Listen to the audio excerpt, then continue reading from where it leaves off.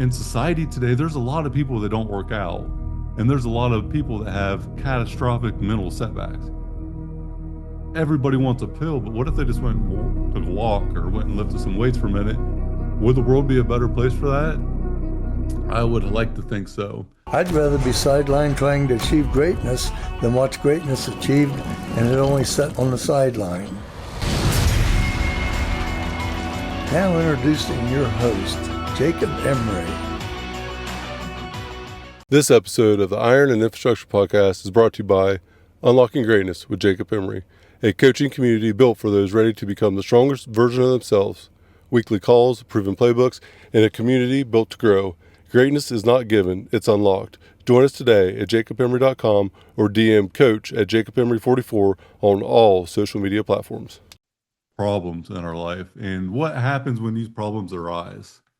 What is the thing that we do?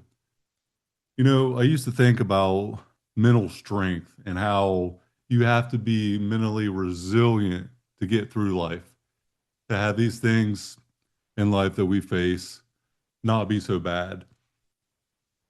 And I had a pretty random kind of experience happen in the last maybe 2 or 3 months. And then I just had one happen again, very unique.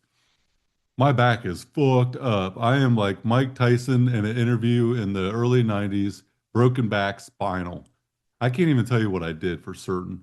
I know the only thing that I can tie it to is sitting in the sauna Saturday, 20 minutes, 180 degrees, which for those of you that sit in saunas or have sat in a sauna, that's pretty hot. Heart rate above 125 for probably 7 to 10 minutes of that. So it's not only hot, but it's a lot of like heart rate elevation, and it's the prime spot for sauna benefits.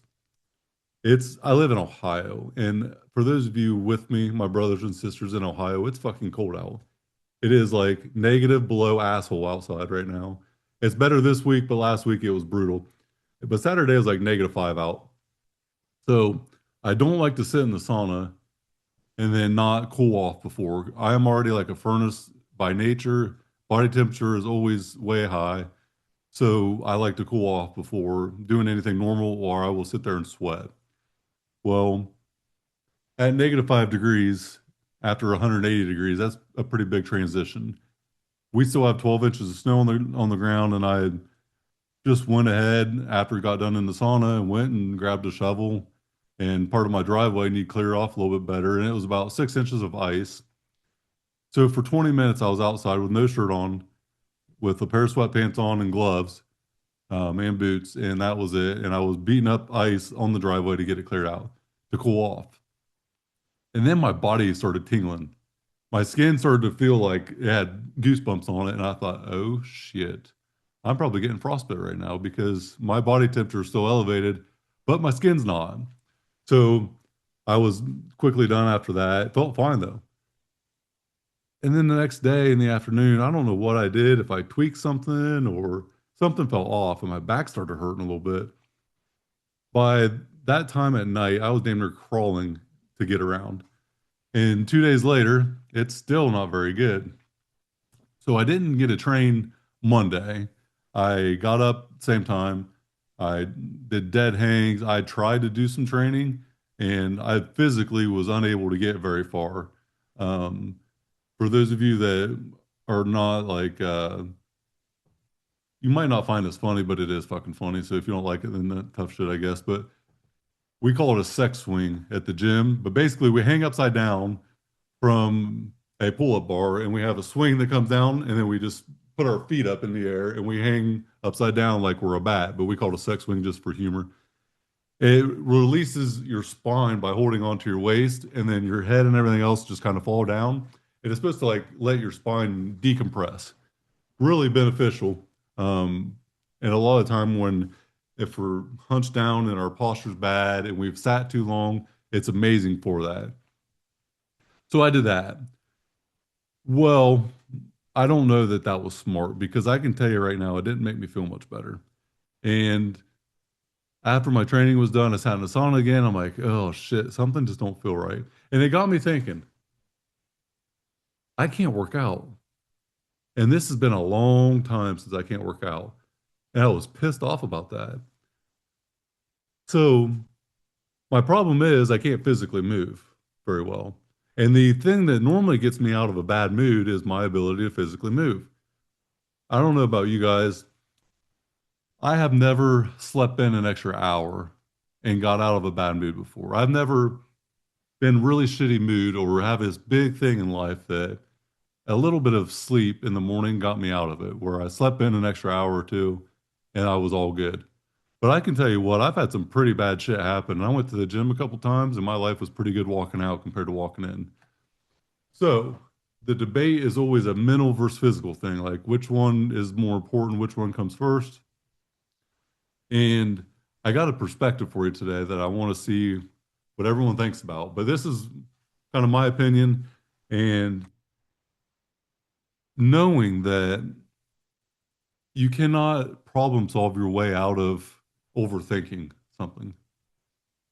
If you are overthinking about a topic or something you're stressed about, you can't sit there and problem solve your way out of the thing that is the problem. I can't physically undo what I have going on right now because it's a physical ailment that I cannot go do anything with. Probably need a day or two rest, probably need to get a massage, get it worked out, I'll be fine. But it got me to thinking about which one comes first, mental or physical?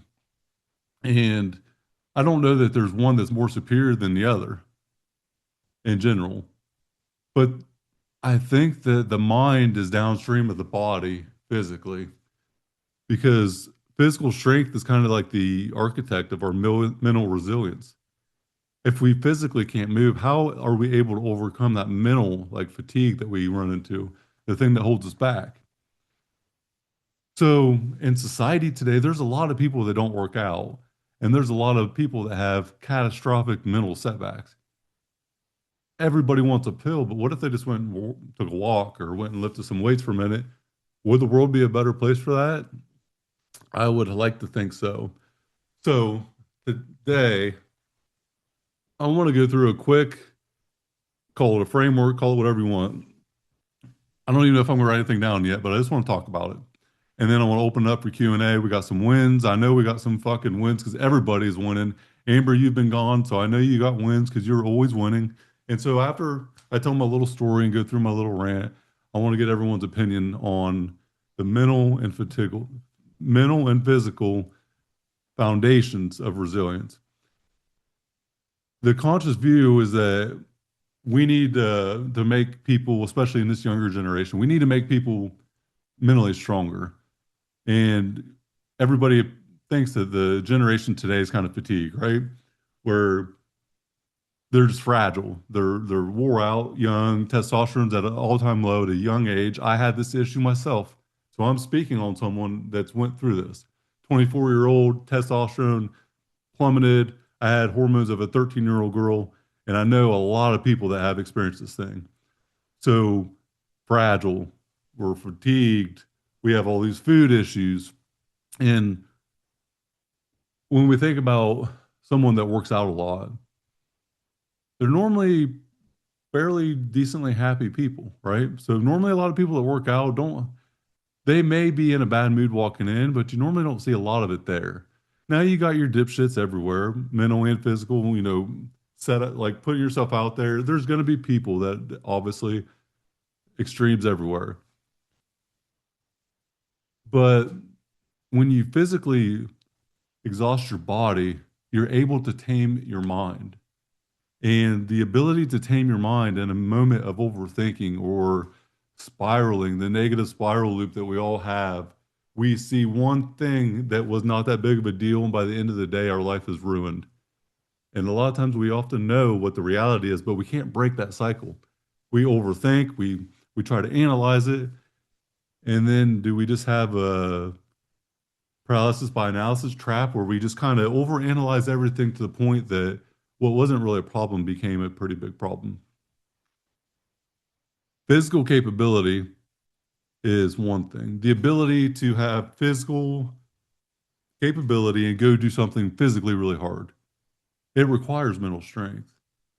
I can promise you, I don't know too many people that have bench pressed 400 pounds, but Out of everyone that I know, myself included, you have to go to a very dark fucking place. When I go to that chalk bowl, I black out. I am a different person for that 3 minutes of going and putting chalk on my hands and going a bench of 400 pounds and getting up and letting all that, whatever it was, out. It goes dark. It's a special moment that I have, like with myself, that the whole world around me is obsolete. There is nothing on the planet that matters except for that bench press. Why is that though? If I miss, it could fucking kill me.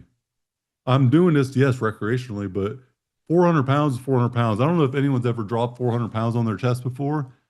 I dropped 385 on my chest, and I can promise you that about 8 weeks, every time I took a breath, I was reminded of what the fuck I had done wrong. Never to be done again. But it takes a lot of mental strength to get under that bar to do that. So when we are feeling mentally weak, we instinctually think about the thing and try to overcome it. But what we don't do is actually get through it. We try to use logic to get out of a bad mood. A lot of time we already know the answer.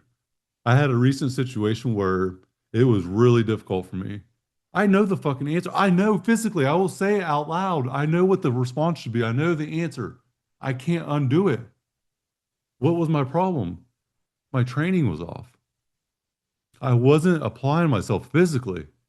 I wasn't letting that mental trap here be physically released.